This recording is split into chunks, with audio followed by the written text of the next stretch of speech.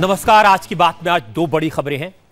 एक जिससे देश का सिर गर्व से ऊंचा हो जाता है और एक वो खबर जिसने 5 साल पहले देश का सिर शर्म से झुका दिया था, आज उसमें न्याय मिला। सबसे पहले वो खबर, वो तस्वीर जिसके जरिए आज प्रधानमंत्री नरेंद्र मोदी ने अपने 6 पड़ोसी देशों का दिल जीत लिया। उन्हें नेशन बिल्डिंग में मदद करने के लिए बेशकीमती तोहफा दिया। आज इसरो ने, इंडियन स्पेस रिसर्च ऑर्गेनाइजेशन ने प्राइम मिनिस्टर के pet project south Asian communication satellite GSAT-9 को लॉन्च कर दिया। GSAT-9 के डेटा का इस्तेमाल भारत के साथ नेपाल, बांग्लादेश, भूटान, श्रीलंका, मालदीव्स और अफगानिस्तान जैसे देश कर सकेंगे।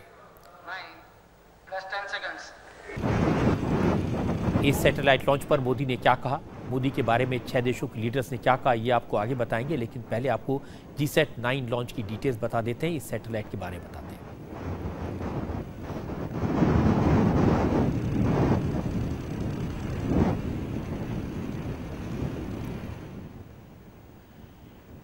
जैसे आज घड़ी की सुई ने 4:57 का वक्त दिखाया, आंध्र के श्रीहरिकोटा में इसरो के सतीश धवन स्पेस सेंटर से साउथ एशियन सैटेलाइट GSAT-9 को लॉन्च किया गया। GSAT-9 एक कम्युनिकेशन सैटेलाइट है। इसका वजन 2230 किलो है।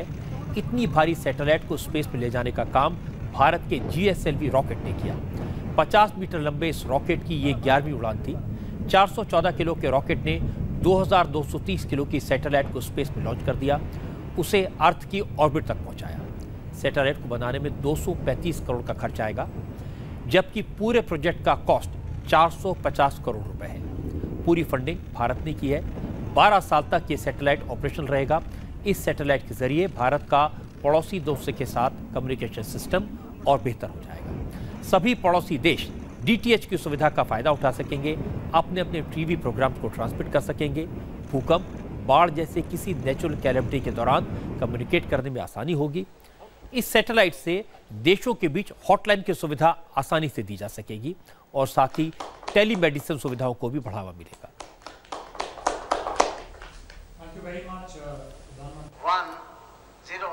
दरअसल प्रधानमंत्री मोदी ने 2 साल पहले लाल किले की प्राचीर से सार्क देशों से वादा किया था कि भारत एक ऐसी सैटेलाइट लॉन्च करेगा जिसका इस्तेमाल पड़ोसी देश अपने विकास के लिए, टेक्नोलॉजी अपग्रेडेशन के लिए कर सकेंगे। मोदी के इस वादे को इसरो ने आज पूरा कर दिया। इस लॉन्च की खास बात यह थी कि भारत के साथ 6 देशों के राष्ट्रपति और प्रधानमंत्रियों ने इस सैटेलाइट को लॉन्च होते देखा। जब लॉन्च सक्सेसफुल हो गया तो सभी ने प्रधानमंत्री मोदी को कांग्रेचुलेट किया, पड़ोसी देशों की बेहतरी के लिए उनके इनिशिएटिव की तारीफ की और जैसे ही सैटेलाइट स्पेस की तरफ गया, ताली बजाकर खुशी जाहिर की।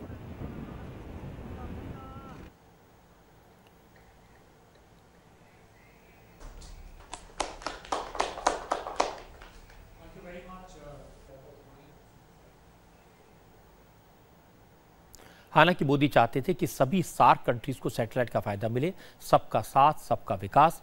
लेकिन पाकिस्तान ने इस प्रोजेक्ट से बैकआउट कर दिया। पाकिस्तान इस प्रोजेक्ट का हिस्सा नहीं बना। अब सिर्फ 6 मुल्कों को इस सैटेलाइट की डेटा से फायदा होगा। The South Asia satellite tells us that even the sky is not the limit when it comes to regional cooperation among like-minded countries. सबका साथ, सबका विकास can be the guiding light for action and cooperation in South Asia, and a befitting way for us to achieve our shared priorities of economic prosperity for our people. Modi ने कहा, इस कोशिश का message साफ है, हम सब अपने अंतर विरोधों के बाद भी अपने देश के लोगों के हितों को सबसे ऊपर रखते हैं। With this launch, we have started our journey to build the most advanced frontier of our partnership. With its position high in the sky, this symbol of South Asian cooperation would meet the aspirations of economic progress of more than 1.5 billion people in our region. and extend our close links into outer space.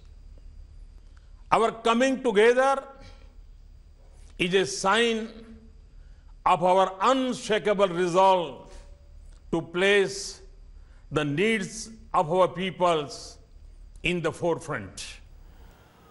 Modi ने satellite के फायदे बताए। लोगों को communication की सुविधाएं मिलेंगी। इसके अलावा मुश्किल वक्त में लोगों की मदद के लिए सरकार के पास ज्यादा मौका होगा, क्योंकि सैटेलाइट से आने वाली मुसीबत की जानकारी पहले मिल जाएगी। This is first of its kind project in South Asia. And through this project, Afghanistan, Bangladesh, Bhutan, Maldives, Nepal, Sri Lanka, and India will together achieve effective communication, better governance, better banking services, and better education in remote areas, more predictable weather forecasting, and efficient resource mapping, linking people with top-end medical services through telemedicine, and a quick response to natural disasters. मौका ऐतिहासिक था इसलिए क्योंकि 6-7 देशों के जो राष्ट्रपति हैं, प्रधानमंत्री हैं, उस मौके पर मौजूद थे। जब इनकी बातों को आप सुनेंगे तो आपको अंदाजा हो जाएगा कि भारत का कद आज दक्षिण एशिया समेत पूरी दुनिया में कितना ऊंचा हो गया। सबसे पहले आपको सुनवाते हैं अफगानिस्तान के राष्ट्रपति अशरफ गनी ने क्या कहा। अशरफ गनी ने कहा कि भारत का ये तोहफा नेचुरल कैलेमिटीज में फंसे लोगों को बचाने में अहम भूमिका निभाएगा। Together, we know that nature does not know political boundaries, and the pioneering effort of India in making our cooperation possible gives us an immense advantage in containing today's initiative. I congratulate you, Mr. Prime Minister, is child-centered, it's woman-centered, it's poor-centered. And this means that our efforts to make government accessible, to launch e-governance, not only to launch it, but to expand it and coordinate it, is a giant steps. आपने प्रधानमंत्री मोदी को कई बार सबका साथ सबका विकास का नारा देते हुए सुना होगा, लेकिन आज मालदीव ने, वहां के राष्ट्रपति ने मोदी के इस नारे को अपनाया। मालदीव के राष्ट्रपति ने कहा मोदी सभी को साथ लेकर चल रहे हैं और सभी का विकास चाहते हैं। The launching of this satellite signifies India's neighborhood first policy and the vision and commitment of Prime Minister Modi towards the development and prosperity of the South Asia region. It is my sincere hope that we be able to put aside our differences and work together as an organization that can fulfill our hopes and aspirations. Sabka Saath, Sabka Vikas. Let me once again express sincere gratitude to you, Prime Minister Modi, and call upon all our South Asian friends to seize this opportunity to reinvigorate our efforts with added impetus to help realize the dreams and aspirations of our peoples. Maldives के राष्ट्रपति ने सबका साथ सबका विकास का और नरेंद्र मोदी ने ताली बजाई। बांग्लादेश के प्रधानमंत्री शेख हसीना ने भी नरेंद्र मोदी को उस मौके पर शुभकामनाएं दी। Today's auspicious occasion, I congratulate you and the government of India for successful launching of South Asia satellite. We want to cooperate with all countries for creating an area of peace in South Asia where we can live as good neighbors and pursue constructive policies for the benefit of our peoples. आज जो हुआ वो एक नई बात है, नया इतिहास लिखा गया है। और सबसे इंटरेस्टिंग बात है कि मोदी ने ऐसा लग रहा था कि देश के लोगों से कहा था सबका साथ सबका विकास, लेकिन आज ये पता चला कि ये तो पूरे साउथ ईस्ट एशिया के लिए है। मालदीव के राष्ट्रपति ने कहा कि मोदी जी आपने सचमुच में करके दिखाया, आप सबका साथ सबका विकास में यकीन करते हैं। तब लगा कि मोदी का ये नारा पूरी दुनिया के लिए है। पाकिस्तान भी इसमें शामिल हो सकता था, लेकिन पाकिस्तान के जो कारनामे हैं उसकी वजह से पाकिस्तान ने यह मौका अपने हाथ से गंवा दिया। और अब आपको सुप्रीम कोर्ट के उस फैसले के बारे में बात करना चाहता हूं जिसका इंतजार पूरा देश कर रहा था। 4 साल 4 महीने 20 दिन से मुझे भी इस फैसले का इंतजार था। आज ज्योति को इंसाफ मिल गया। ज्योति, जिसे लोग निर्भया के नाम से जानते हैं, दामिनी के नाम से जानते हैं, सुप्रीम कोर्ट ने ज्योति के 4 गुनहगारों को सजाए मौत दी। 3 जजेस की बेंच थी। तीनों ने कहा कि ज्योति के साथ दरिंदगी करने वाले बलात्कारियों को इस धरती पर रहने का कोई हक नहीं है। ऐसे अपराध करने वालों के साथ कोई रहम नहीं होना चाहिए। आज फैसला सुनाते हुए जज ने कहा कि 4 साल पहले पूरे देश में शौक की सुनामी आई थी, और वाकई में मैं मानता हूं, सचमुच 16 दिसंबर 2012 की रात को ज्योति के साथ जो हुआ वो शौक की सुनामी से कम नहीं था। आज सुप्रीम कोर्ट ने इस केस को रेयरेस्ट ऑफ रेयर माना और सिर्फ 6 मिनट में फैसला सुना दिया। सुप्रीम कोर्ट ने ज्योति के साथ हुए गुनाह को सबसे क्रूर अपराध माना। ज्योति के डाइंग डिक्लेरेशन को भी कोर्ट ने बिल्कुल सही माना। आज जस्टिस दीपक मिश्रा ने इस केस को रेयरेस्ट ऑफ रेयर केस बताया। उन्होंने इसे क्रूरता की हद माना और कहा कि 23 साल की लड़की पर राक्षसी तरीके से हमला किया गया। इससे समाज का भरोसा तार तार हो गया। जस्टिस दीपक की बात से मैं पूरी तरह सहमत हूं। ऐसे क्राइम समाज में एक दूसरे पर भरोसे को खत्म करते हैं। मैं मानता हूं कि ऐसे गुनाहगारों को फांसी देकर एक मैसेज जरूर जाता है, ताकि कोई ऐसा गुनाह करने से पहले 10 बार सोचे। आज जिस वक्त जस्टिस दीपक मिश्रा ये बातें बोल रहे थे, उस वक्त कोर्टरूम खचाखच भरा था। ज्योति के माता पिता भी वहां मौजूद थे। ज्योति की मां ने भी कहा कि यह वारदात पूरे समाज पर सवालिया निशान बन गई थी। आज अदालत ने इंसाफ किया। जो घटना हुई थी हमारे समाज के लिए, हमारे शासन प्रशासन के लिए, हमारे सिस्टम के लिए एक चुनौती थी, एक शर्मसार दाग था। लेकिन आज ये जो फैसला भी आया है हमारे समाज के लिए एक संदेश है, और ऐसे प्रकृति के जो लोग हैं उनके लिए एक सबक है। आज जिस तरह से कोर्ट में जज साहब ने फैसला पढ़ा, एक एक चीज़ को पढ़ा, तो मुझे यही महसूस हुआ कि देर जरूर है मगर अंधेर नहीं है। बस कोशिश हम करेंगे तो हमको चाहे हमारे जैसे और लोगों को भी इंसाफ जरूर मिलेगा और हम अपने मंजिल तक जरूर पहुंचेंगे। न्याय तो मिला, लेकिन आज भी जब उस दिन की खबरों को याद करता हूं तो रोंगटे खड़े हो जाते हैं, रूह कांप जाती है। जिस वक्त ज्योति को अस्पताल लाया गया था, उस वक्त उसकी हालत के बारे में जिसने भी सुना वो सहम गया। पूरी वारदात की डिटेल जैसे जैसे सामने आई बेहद चौंकाने वाली थी, हैरान करने वाली थी। मैंने भी जब सुना तो यकीन नहीं हुआ कि कोई इतना क्रूर कैसे हो सकता है, किसी लड़की पर इस तरह का जुल्म कैसे कर सकता है। ज्योति के साथ बस में 6 लोगों ने गैंगरेप किया था। गैंगरेप के बाद उसके साथ जो कुछ हुआ वो और भी भयानक था। आज जस्टिस मिश्रा ने कहा, जिस वक्त ज्योति का स्टेटमेंट लिया उस वक्त वो कुछ बोल पाने की हालत में नहीं थी, वो इशारों में अपनी बात कह रही थी, लेकिन फिर भी उसकी गवाही में जो कुछ कहा वो गड़बड़ नहीं था। उसने जो भी बातें कही सही साबित हुई। पुलिस ने जब डीएनए के सैंपल्स लिए, उनकी जांच की गई, तो ये साबित हो गया था कि सभी 6 दोषी उस वक्त क्राइम सीन पर ही थे। जस्टिस दीपक मिश्रा ने जजमेंट में कहा कि अपराधियों ने सबूत मिटाने के लिए ज्योति और उसके दोस्त को बस से कुचलने की कोशिश भी की थी। इस पूरे केस में ज्योति के दोस्त की गवाही भी इंपॉर्टेंट थी, क्योंकि ज्योति का दोस्त भी क्राइम के वक्त ज्योति के साथ था। उसने जो बातें बताई वो भी बिल्कुल सही साबित हुई। 3 जजों के बेंच में जस्टिस भानुमति भी थी। उन्होंने आज फैसला सुनाते हुए एक सवाल पूछा। असल में दोषियों के वकील ने दलील दी थी कि दोषियों का कभी कोई क्रिमिनल बैकग्राउंड नहीं था, उनके छोटे छोटे बच्चे हैं, जेल में भी उनका व्यवहार अच्छा रहा है, इसलिए उन्हें फांसी की सजा नहीं मिलनी चाहिए। इसी दलील पर फैसला सुनाते वक्त जस्टिस भानुमति ने पूछा, अगर इस केस को रेयरेस्ट ऑफ रेयर नहीं मानेंगे तो फिर कौन सा केस इस कैटेगरी में आएगा? जस्टिस भानुमति ने कहा कि यह गुनाह ऐसा है जिसमें फांसी तो मिल नहीं सकती, चाहे गुनहगारों का बैकग्राउंड कितना भी पाक साफ क्यों ना हो। जस्टिस भानुमति ने बिल्कुल सही बात कही। इस केस को रेयरेस्ट ऑफ रेयर के न माना जाए तो फिर कौन सा अपराध इस कैटेगरी में आएगा? इस फैसले के फौरन बाद इंडिया टीवी के संवाददाता देवेंद्र पाराशर ने केंद्रीय महिला और बाल विकास मंत्री मेनका गांधी से बात की। मेनका ने भी यही कहा, जैसा फैसला वो सुनना चाहती थी वैसा ही फैसला आज आया। मैं खुश हूँ और मैं ही नहीं, पूरा देश खुश है कि ये फैसला आया।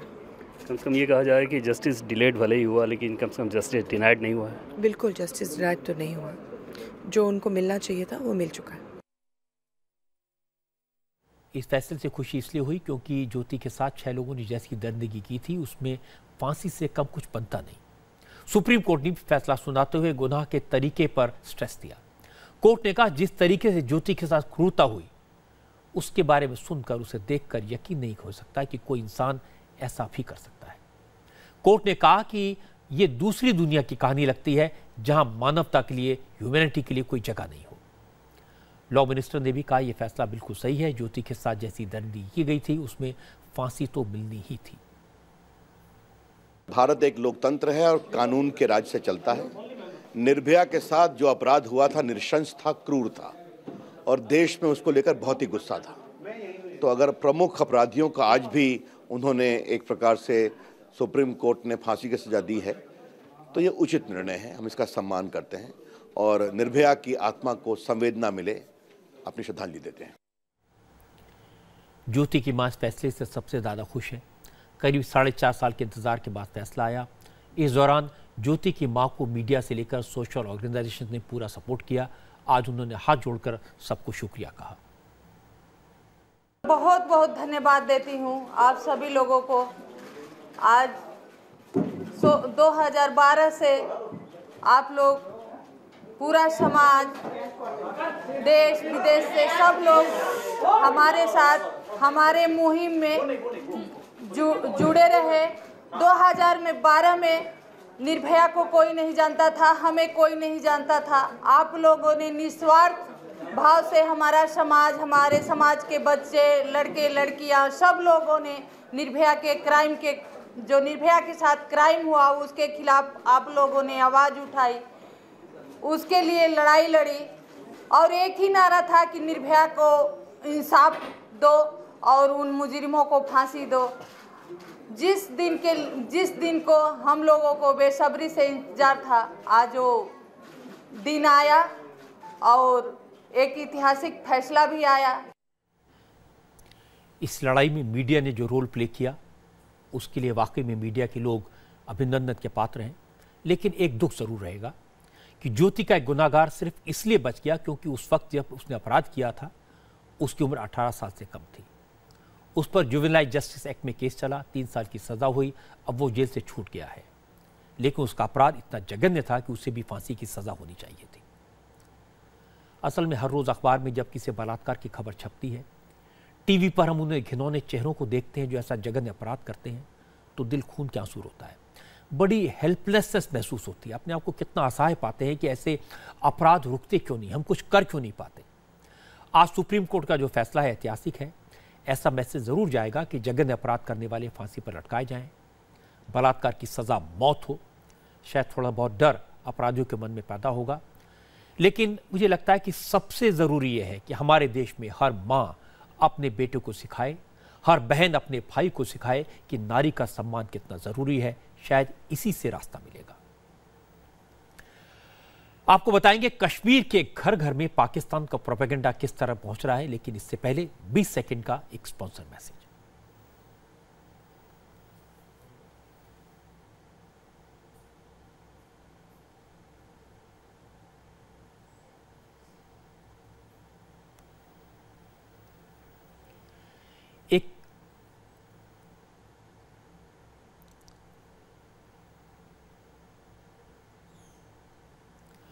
अब एक साजिश के बारे में बात करना चाहता हूं। यह साजिश है जो टीवी के जरिए कश्मीर को अशांत करने के लिए रची जा रही है। पाकिस्तान कश्मीर वैली के घर घर में प्रोपेगेंडा फैल रहा है। कश्मीर वैली में टीवी के जरिए एंटी इंडिया सेंटिमेंट को भड़काया जा रहा है। कश्मीर में प्राइवेट केबल ऑपरेटर बिना परमिशन के पाकिस्तानी चैनल दिखाते हैं। लोगों के घरों में पाकिस्तान के channel PTV, Geo news, ARY news, Dawn TV देखा जाता है। इन चैनल्स में जाहिर है भारत विरोधी बातें होती हैं, भारत के खिलाफ जहर उगला जाता है। जाकिर नायक का बैन किया गया टीवी चैनल पीस टीवी भी कश्मीर में दिखाया जाता है। सऊदी अरब के कई चैनल भी कश्मीर में ऑन एयर हैं। इंडिया टीवी के संवाददाता ने श्रीनगर के घरों में जाकर देखा तो कई घरों में पीटीवी देखा जा रहा था तो कहीं जियो न्यूज़। श्रीनगर के लोगों ने खुलेआम ये भी कहा कि वो पाकिस्तान के चैनल देखते हैं। सारे प्रेफर करते हैं, ARY न्यूज़ है, जियो न्यूज़ है, डॉन न्यूज़ है, एक्सप्रेस न्यूज़ है। हम इसलिए देख रहे हैं इसको क्योंकि यहाँ तो इंटरनेट बंद है। गवर्नमेंट ने तो इंटरनेट बैन किया यहाँ। अब हमें दुनिया से काटा जा रहा है, लेकिन हम इसको प्रेफर कर रहे हैं देखने। इससे मालूम होता है कि दुनिया में क्या हो रहा है। चैनल्स तो आते हैं जैसे जियो है या पीटीवी है, लेकिन मोस्टली जो हमारे जो घर के लोग हैं, मैं तो इतना मेरे पास इतना टाइम नहीं है, वो तो या तो वो गुलिस्तान टीवी देखते। सच्चाई है कि मिनिस्ट्री, आईएनबी मिनिस्ट्री जिसे कहते हैं, उसकी परमिशन के बगैर बाहर के चैनल भारत में नहीं दिखाए जा सकते। लेकिन कश्मीर में ये जब चैनल दिखाए जा रहे हैं, इसकी जानकारी मिनिस्ट्री को मिली है और आज इस बात का आश्वासन भी मिला कि इस पर स्ट्रिक्ट एक्शन लिया जाएगा। जो बैंड चैनल्स है वो कोई वहां दिखा रहे तो उसके ऊपर एक्शन लेने का दायित्व तो बनता है डिस्ट्रिक्ट मजिस्ट्रेट के ऊपर, हमारा कानून के हिसाब से। हम हमेशा इस बीच में भी हमने भी समीक्षा किया, कुछ इलाके में लोग जो जवाबदेही दिखाना है उतना नहीं दिखा रहे हैं, मगर उन लोगों को हमने थोड़ा एक्टिवाइज करके स्ट्रॉन्ग एक्शन लेने के लिए कहा। जब भी कहीं आतंकवादी हमले होते हैं, जब भी कहीं गोरिल्ला वॉर होती है, उसमें इंफॉर्मेशन टेक्निक्स का इस्तेमाल होता है और इंफॉर्मेशन वॉर एक बड़ी चीज़ होती है। इसी के तहत पाकिस्तानी चैनल्स कश्मीर में दिखाए जा रहे हैं। पाकिस्तान का प्रोपेगेंडा टीवी के जरिए लोगों के घरों में आग लगाता है। ये चिंता की बात है और सरकार को इस पर तुरंत एक्शन लेना चाहिए। जो केबल ऑपरेटर पाकिस्तानी चैनल दिखा रहे हैं उनके खिलाफ एक्शन हो और जल्दी कार्रवाई हो। अब मैं आपको वो वीडियो दिखाना चाहता हूं जिससे आपको ये समझ आएगा कि साउथ कश्मीर में आतंकवादी हताशा में अब कश्मीरों पर जुल्म कर रहे हैं और लोगों को डराने के लिए, दहशत फैलाने के लिए किस कदर कश्मीर के लोगों का टॉर्चर कर रहे हैं। आज हिजबुल के आतंकवादियों का एक और वीडियो सोशल मीडिया पर सर्कुलेट हुआ। 4 मिनट के इस वीडियो में आतंकवादी जम्मू कश्मीर के 2 एसपीओ, स्पेशल पुलिस ऑफिसर्स, उनको टॉर्चर करते दिखाई दिए। ये वो लोग हैं जो नागरिक हैं और पुलिस की मदद करते हैं। आतंकवादियों ने लाठी डंडों से इन एसपीओ को बेरहमी से मारा, फिर उनके बाल काट दिए और जब इतने से मन नहीं भरा तो एक एसपीओ का सिर पानी की बाल्टी में डुबाने की कोशिश की। उसे बुरी तरह टॉर्चर किया गया।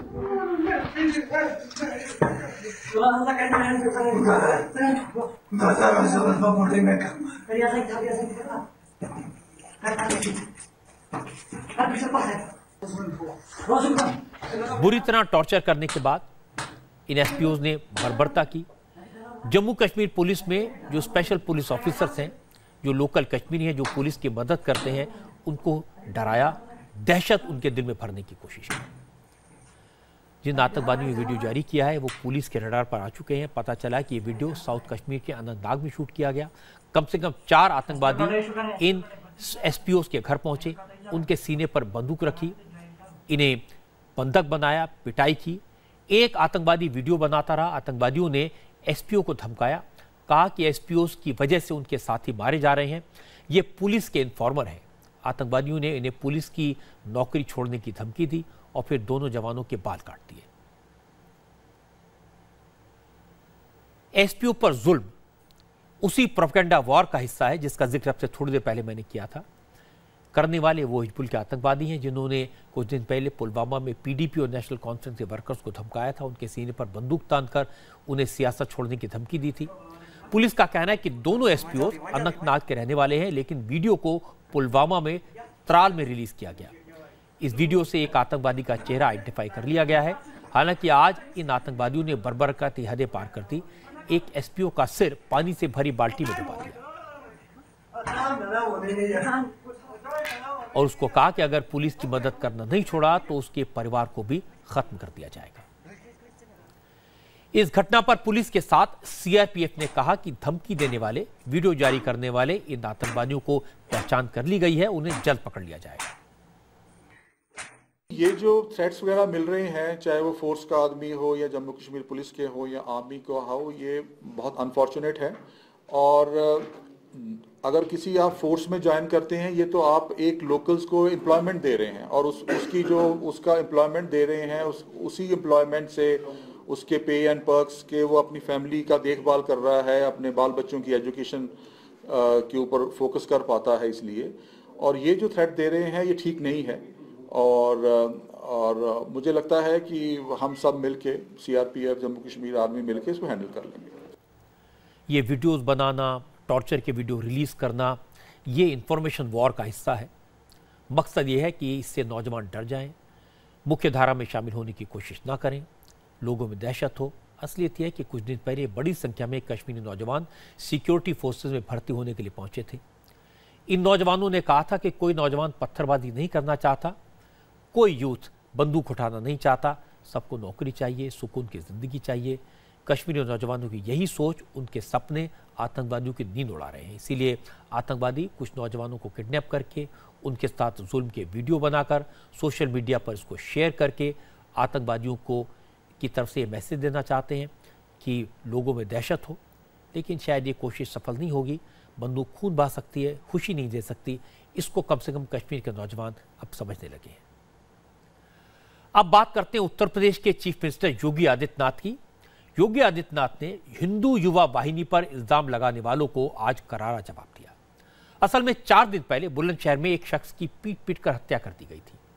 इल्जाम यह था कि हत्या करने वाले हिंदू युवा वाहिनी के कार्यकर्ता हैं।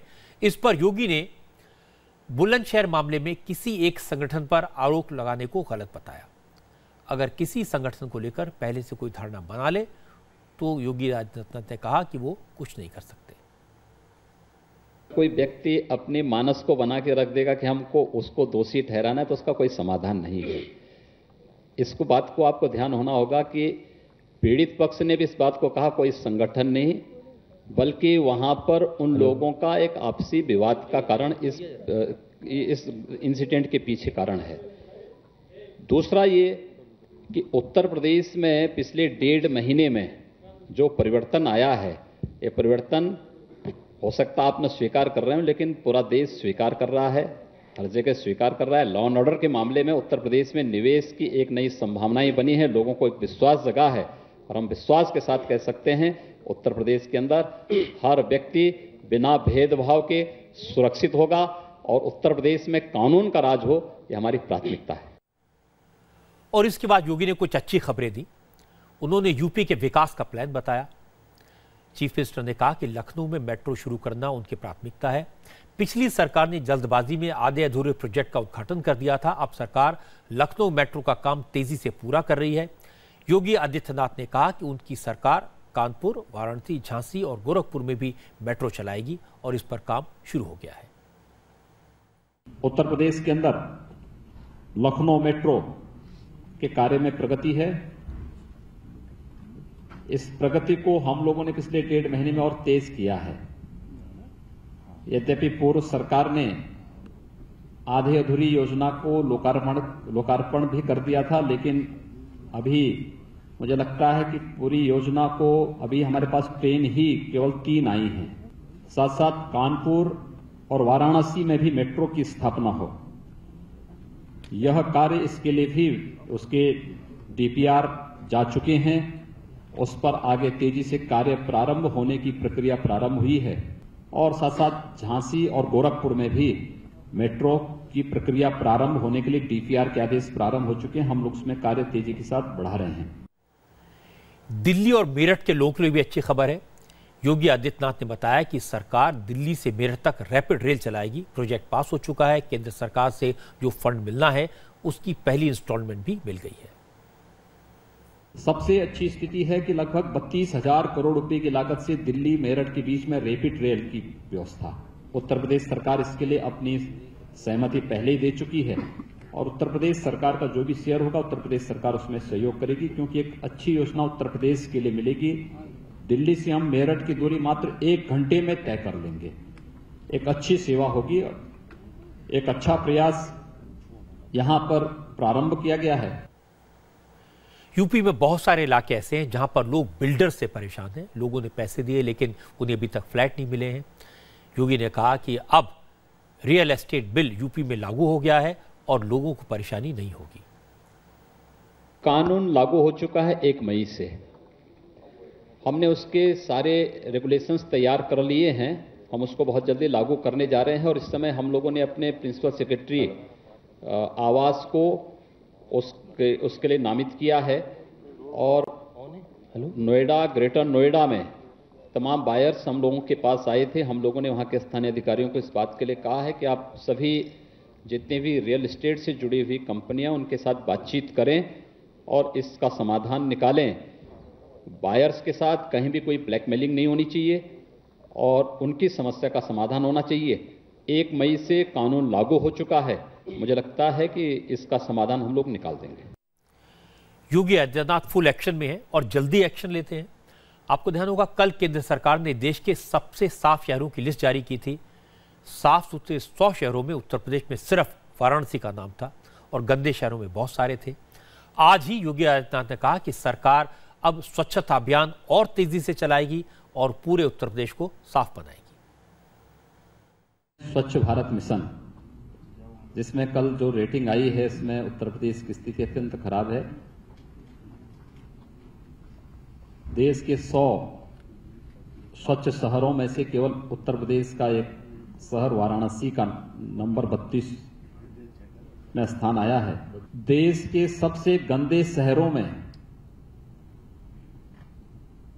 जो सबसे 15 गंदे शहर हैं, उनमें से 9 उत्तर प्रदेश के हैं। लेकिन हम इस बात को कह सकते हैं कि रेटिंग हम लोगों की नई सरकार के आने के पहले के हैं, ये सर्वे जो भी हैं। और नई सरकार ये तय कर चुकी है कि उत्तर प्रदेश के अंदर दिसंबर 2017 तक हम उत्तर प्रदेश के 30 जनपदों को ODF घोषित करेंगे। सर्वे की रिपोर्ट आने के पहले ही हम लोगों ने उत्तर प्रदेश के अंदर एक व्यापक योजना तैयार कर ली है और उसके अंतर्गत हम लोगों ने निश्चय किया है कि हम लोग अक्टूबर 2018 तक उत्तर प्रदेश को, संपूर्ण उत्तर प्रदेश को संपूर्ण स्वच्छता अभियान के साथ जोड़ते हुए ODF भी घोषित करेंगे। कल साफ सुथरे शहरों की जो लिस्ट जारी हुई थी, उसमें पहले 100 शहरों में उत्तर प्रदेश का सिर्फ एक शहर वाराणसी था। लेकिन सबसे गंदे 100 शहरों में यूपी के 50 शहर थे। हालांकि मुझे लगता है कि वाराणसी भी इतना साफ नहीं है कि लिस्ट में उसका नाम आ जाए, अभी बहुत काम होना बाकी है। लेकिन जमीनी हकीकत समझ में आ गई और यह साफ हो गया कि योगी आदित्यनाथ को यूपी को साफ सुथरा करने के लिए कितना काम करना है। अब आपको बिहार की ऐसी खबर बताते हैं जिसका सोशल मीडिया पर काफी मजाक बन रहा है। मैंने जब खबर सुनी तो मेरा पहला रिएक्शन ही था, ऐसा हो कैसे सकता है। खबर यह कि बिहार में शराबबंदी के बाद बिहार के चूहे शराबी हो गए हैं। पुलिस वालों का दावा है कि जो अवैध शराब बरामद की गई उसमें से काफी शराब चूहे पी गए। आज बिहार के अखबारों में खबर छपी कि जब्त की गई शराब में से 9 लाख लीटर शराब बिहार के चूहों ने पी लिया। ये खबर मैंने भी पढ़ी। उसके बाद हमने कहा, अपने संवाददाताओं से, नीतीश चंद से कहा हकीकत पता लगाएं। नीतीश पटना के कंकड़बाग थाने गए। नीतीश जब थाने पहुंचे तो वहां मालखाने में चूहों को रोकने की दवाई छिड़की जा रही थी। पुलिस वालों से जब नीतीश ने पूछा ऐसा क्यों किया जा रहा है, तो दवा छिड़क रहे पुलिस वालों ने बताया कि चूहे शराब पी जाते हैं। कूट सा बना हुआ पैकेट है, उस सबको जो काट देता है। हमारे सीनियर साहब का आदेश हुआ था कि ऐसा करने का, तो उसी का कीटनाशक वगैरह सब ब्लीचिंग पाउडर वगैरह छिड़काव कर रहे ताकि उसे बचा जा सके। करते हैं कुछ ही मालखाने में आके वो घुस जाते हैं और अनाप शनाप काट कूट देते हैं, उसको मिट्टी भर देते हैं। चूहे का जो है वो थाने में प्रवेश होता रहा है। जी हाँ, साइड में जंगल तंगल ये सब है, उस सब में से आके वो जो है इस पर कर देता है। चूहे अब इन पेटियों तक न पहुंच सकें, इसके लिए दवाओं का छिड़काव किया गया है। यहाँ देखें, अलग अलग जो आपको पेटियों पर जो उजले रंग की चीज़ें दिखाई दे रही हैं, ये दवाएं हैं ताकि चूहे इन शराब की पेटियों तक ना पहुंच सकें।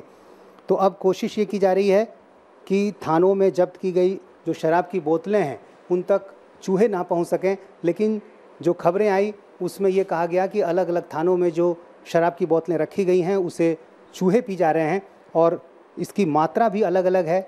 9 लाख लीटर से लेकर इसकी जो मूल्य है वो करीब 90 करोड़ तक बताई जा रही है। क्या वाकई में बिहार में चूहे शराब पी रहे हैं? ये सवाल हमारे संवाददाता प्रशांत झा ने बिहार पुलिस के डीजीपी से पूछा। डीजीपी महोदय ने कहा, ऐसा हो ही नहीं सकता, खबर गलत है। ये तो कहीं से अफवाह है, ऐसी कहीं से कोई पुष्ट सूचना किसी जिले से नहीं प्राप्त हुई है। मैं नहीं जानता हूँ इसका स्रोत क्या है। ये बात सही नहीं है। चूहा शराब पीता नहीं है, नंबर 1। और नंबर 2 कि आजकल जो बरामदगी हो रही है वो सील्ड बॉटल्स की बरामदगी हो रही है, तो इसलिए ये तो बिल्कुल गलत बात है। डीजीपी की तारीफ करनी चाहिए, उन्होंने पुलिस को डिफेंड करने की कोशिश नहीं की, उन्होंने सच बात कही। नीतीश ने जब मालखाने में थोड़ी और छानबीन की तो देखा कि कार्टन में से कुछ शराब की बोतल्स गायब थी। अजीब बात है कि चूहे शराब की बोतल कैसे ले गए? ये सवाल नीतीश ने पुलिस वालों से पूछा। इस तरह के सुराग जो है थानों में दिखाई देते हैं जहां चूहे का हमला होता है, लेकिन आरोप पुलिसकर्मियों पर भी लगता रहा है कि कहीं ये शराब की बोतलें खुद पुलिस वाले तो नहीं पी लेते। अब जैसे यहाँ पर देखें, ये जगह खाली पड़ा हुआ है, तो एक संभावना बनती कि कहीं पुलिस वाले तो नहीं पी लिए। ये आरोप पुलिस वालों पे लगता रहा है कि पुलिस वाले ही खुद पी जाते हैं। जी नहीं सर, ऐसा नहीं है। हम लोग तो उसको ये करते हैं, ये प्रतिबंध है और हम लोग उसको कैसे इसका कर सकते हैं सर। यहाँ देखिए, जैसे यहाँ जगह खाली पड़ी हुई है, ये 2 बोतल है, एक बोतल यहाँ है और एक बोतल यहाँ है, इसके बीच की जगह खाली है। ये बोतल कहाँ गई? वो टूट गई होगी बोतल सर, उसका कॉक जो काट देता है ना, उसमें वो टूट गई होगी या गिर गया होगा, नीचा फूट गया होगा। ये सब जी नहीं, चूहे ने तोड़ दिया क्या होगा, वो सब गिर गया होगा, लेकिन पुलिस वाले कोई नहीं छूते सर। किसने तोड़ा? चूहे ने तोड़ दिया? जी नहीं, चूहा कैसे तोड़ देगा? वो तो उसका कॉक काट दिया होगा, वो गिर गया होगा बोतले से। चूँकि हमारा इतना हाइट पर ये रखा हुआ है, तो उस क्रम में वो गिर गया हो उसमें से निकल के, उसी के चहल पहल में, तो ये हो सकता है। और यहाँ देखिए, ये देखिए, ये वाला हिस्सा भी खाली है। यहाँ शराब है, यहाँ शराब की बोतल है, लेकिन ये हिस्सा पूरा खाली है। यहाँ देखिए, इसमें कुछ भी नहीं। ये बोतल कहाँ गया? वो हमारा सारा गिनती से बोतल है, तो हमको उतना ही मिला होगा। ये इसका तो रिकॉर्ड देखना होगा सर। चूहे पी सकते हैं, संभव है? आपको दिखता है? वो काट उठ देता है उसको, उसका कॉक काट देता है, उसको पैकेट को काट देता है वो, तो उससे जो है वो ये हो जाता है, टूट फूट जाता है। यही होता है और क्या। पिछले 5 अप्रैल को बिहार में शराबबंदी लागू हुई थी। तब से बिहार के अलग अलग इलाकों से 9.5 लाख लीटर शराब जब्त की गई। ऐसा कैसे हो सकता है कि चूहे 9 लाख लीटर शराब पी गए? सबसे पहला सवाल यह है कि क्या चूहे शराब पीते हैं? डॉक्टर्स ने कहा, डीजीपी की बात आपने सुनी कि चूहे शराब नहीं पीते। शराब गायब करने वालों ने ये इल्ज़ाम चूहों पर लगा दिया।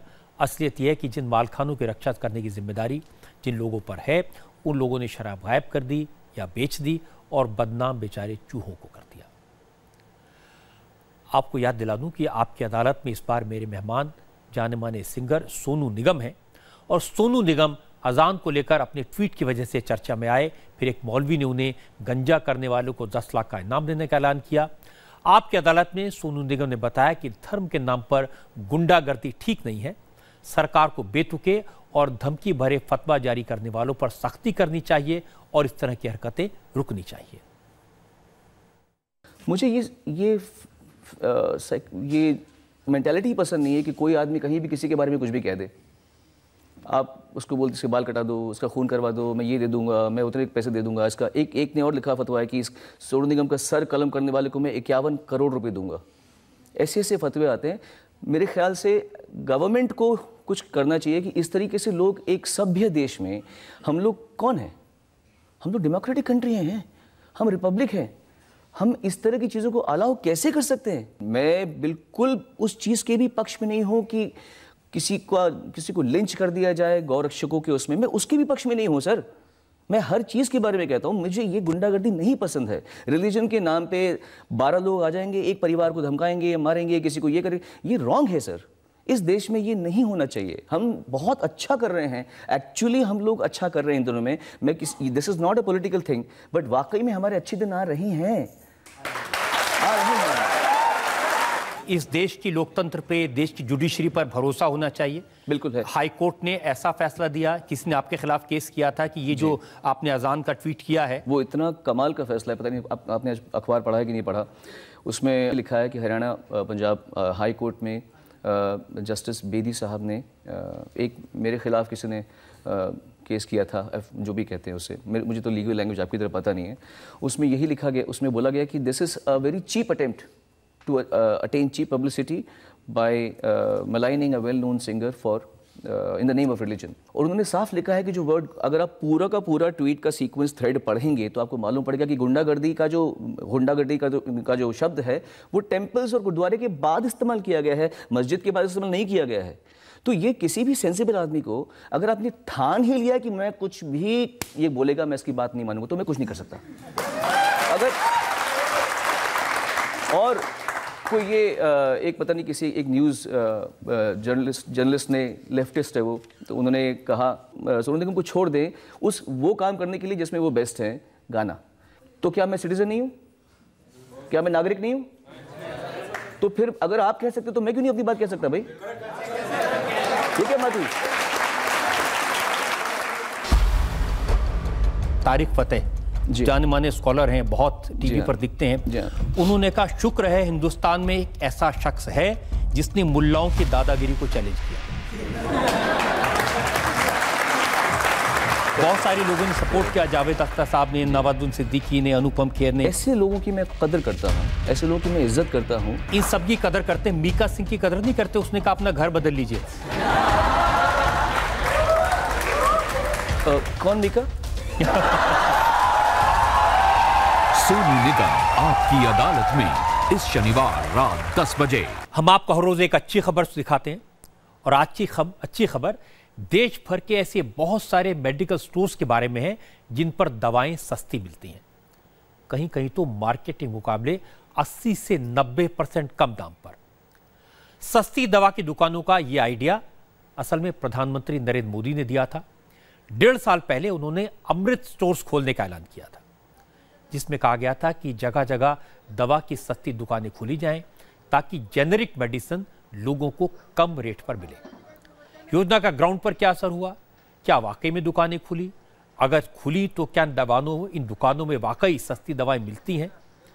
मैंने इंडिया टीवी के रिपोर्टर से कहा कि पता लगा कि अब तक देश में 83 अमृत स्टोर्स खुले हैं और इन दुकानों पर भरोसेमंद दवाएं 80 से 90% तक कम रेट पर मिलती हैं।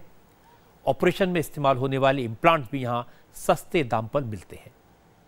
इंडिया टीवी के रिपोर्टर्स ने 3 बड़े शहरों में चल रहे अमृत स्टोर्स पर का दौरा किया। हर शहर में अमृत स्टोर्स में ग्राहकों की काफी भीड़ थी, लंबी लंबी लाइनें दिखाई दी। दिल्ली में उदाहरण के तौर पे अमृत स्टोर एम्स में है। यहां देश भर से मरीज आते हैं। हमारे संवाददाता सौरभ शुक्ला ने एम्स के अमृत स्टोर पर कुछ मरीजों से बात की, उनके रिश्तेदारों से बात की। कैंसर का ट्रीटमेंट चल रहा है, काफ़ी फ़र्क पड़ता है, करीबन 40% के अराउंड। कभी कई दवाइयों में फ़र्क पड़ जाता है। कंपेयर देन अगर आप बाहर से अगर करें तो यहाँ का काफ़ी फ़र्क पड़ता है। यहाँ 60-80% डिस्काउंट मिलता है। जो बार 130 रुपए का स्ट्रिप है वो यहाँ 30 रुपए में मिलती है। यहाँ से नो डाउट कि यहाँ से लेने में मार्केट में रेट में बहुत फ़र्क होता है। और सबसे बड़ी बात है यहाँ पे गुणवत्ता की, क्वालिटी की सबसे बड़ी गारंटी होती है, जिसके कारण यहाँ से हम लेते हैं। और रेट में भी बहुत मेजर डिफरेंस होता है। मेरे ख्याल से 70% समथिंग होता है, 60-70%। मैं 6 महीना से आती हूँ, तो डिस्काउंट मुझे मिलते हैं, पैसे कम मिल पड़ते हैं, तो फिर मुझे फ़ायदा है ना। बाहर लेती हूँ तो रिटेल प्राइस में मिलते हैं और महंगे होते हैं। तो डॉक्टर को मैंने यहाँ से लेके दिखाया तो डॉक्टर बोले कोई नहीं, ठीक है। भोपाल के एम्स में अमृत स्टोर खोला गया है। भोपाल में पुष्पेंद्र वैद्य को लोगों ने बताया कि उन्होंने बाहर से दवाएं खरीदना बंद कर दिया है, क्योंकि अमृत स्टोर में दवाएं सस्ती तो हैं, इसके साथ साथ दवाओं की क्वालिटी की भी गारंटी है। पहले मेरा इलाज चल रहा था ना, दवाइयाँ नहीं मिलती जब हम बाहर से लेते थे। जो दवाई मेरी 120 की मिलती थी वो यहाँ सिर्फ 20 रुपए में मिली थी। फिर हम जब यहीं से खरीदते हैं पूरी दवाइयाँ सही मिलती हैं यहाँ पे, और मतलब जैसे ही हम चाहते हैं उस टाइप से, तो इस वजह से हम यहाँ आते हैं लेने। और सुना हमारे अंकल से कि मतलब अच्छा यहाँ मिलता है, इस वजह से। कुछ पे 80% डिस्काउंट भी मिला किसी पे, 26 भी मिला किसी पे। वो जो दिया है पर्चों में है लिखा हुआ, कुछ पर्चे रखे भी। 120 रुपए में बाहर खरीदी, वो 24 में भी मिली यहाँ। मैं तो 10-20 बार आ चुका हूँ। यहाँ से लिया था तो बाहर से काफ़ी फ़र्क पड़ा था, क्योंकि पहले जो बाहर शॉप थी वो प्राइवेट है, तो यहाँ तो गवर्नमेंट है, तो ऑटोमेटिक यहाँ तो अगर समझदार इंसान है वो यहाँ से लेगा तो फ़र्क तो पड़ेगा। चंडीगढ़ में पीजीआई एक बहुत बड़ा हॉस्पिटल है, यहाँ भी लाखों लोग जाते हैं।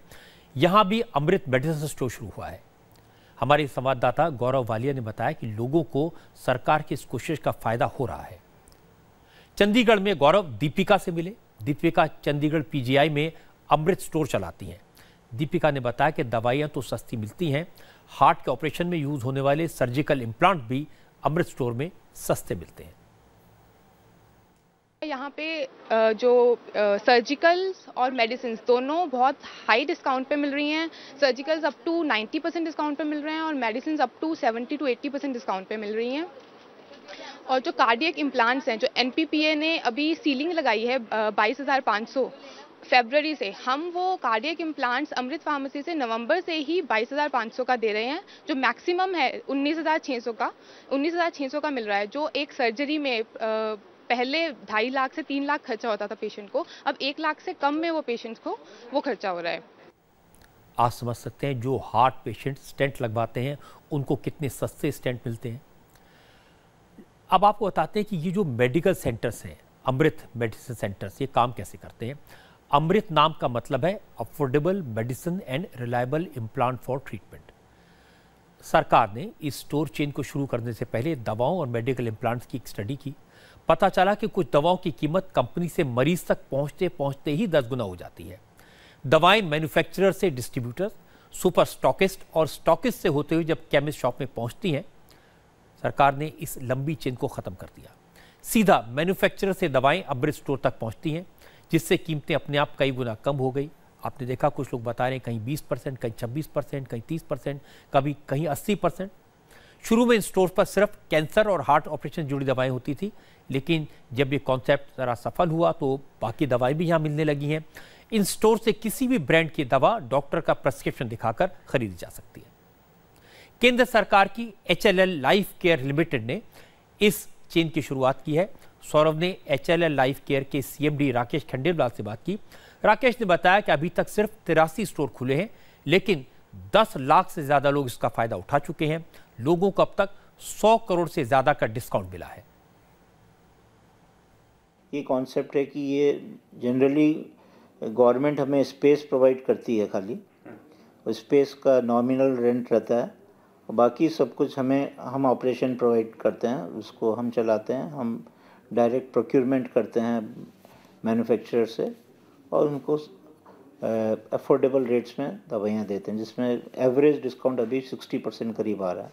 तो आज तक की डेट में करीब 101 करोड़ रुपीस का डिस्काउंट हम दे चुके हैं MRP के ऊपर, और more than around 10 lakh patients इससे लाभान्वित हुए हैं। अब बात केजरीवाल की नई मुसीबत की। होम मिनिस्ट्री ने आज अरविंद केजरीवाल से एक मुश्किल सवाल पूछ लिया। होम मिनिस्ट्री ने आम आदमी पार्टी को नोटिस भेजा और नोटिस में पूछा गया कि अरविंद केजरीवाल को विदेशों से कितना चंदा मिला, किन लोगों ने पार्टी को कब और कितना फंड दिया, ये सारी जानकारी देनी होगी। नोटिस में यह भी लिखा कि आम आदमी पार्टी को जिन कंपनियों ने फंड दिया है उनकी डिटेल बताएं और शेयर होल्डिंग भी बताएं। और आखिर में आपको फिर से याद दिला दूं कि कल रात 10 बजे आपकी अदालत में मेरे मेहमान होंगे मशहूर सिंगर सोनू निगम। आप वैसे तो बहुत हिम्मत वाले हैं जी, सबसे टकराते हैं। हाँ, मेरे मतलब मैं डरता नहीं हूँ किसी से। कॉकरोच से डरते हैं? मैं कॉकरोच से इतना डरता हूँ सर, मतलब यकीन नहीं कर सकते आप। अगर यहाँ पे दूर आपके उस वॉल में कॉकरोच हुआ तो मैं बाहर हो जाऊँगा सीधा। मुझे कॉकरोच का शेप ही पसंद नहीं है, मतलब कुछ पुराने जन्म का मुझे उससे कुछ लगता है कि मेरा सबसे बड़ा नाइटमेयर ये है कि मुझे किसी ऐसे कमरे में छोड़ दिया जाए जहाँ पर एक नहीं और एक बड़ा 12-15 कॉकरोचेस हों, मैं मर जाऊँगा हार्ट अटैक से ही। क्योंकि मुझे ना वो उसका ब्राउन रंग, फिर वो उसके टेंटेकल्स निकलते हैं ऐसे ऐसे करके, और फिर बाकी जो होते हैं ना, जैसे छिपकली है, लोगों को छिपकली पसंद नहीं है। छिपकली कम से कम हमारे तरफ भाग के तो नहीं आती। कॉकरोच में सबसे बड़ा प्रॉब्लम ये है कि वो उड़ के हमारे ऊपर भी गिरता है, इसी तरह से तबाड़ ऐसे गिरता है। सो दैट्स वाई मुझे कॉकरोच की फितरत पे पसंद नहीं है। मुझे कॉकरोच का नेचर पसंद नहीं है। मुझे कॉकरोच का जो जिस तरह वो हमारे ऊपर ही गिरता है ना, वो मुझे पसंद नहीं है, और I am really scared of cockroaches.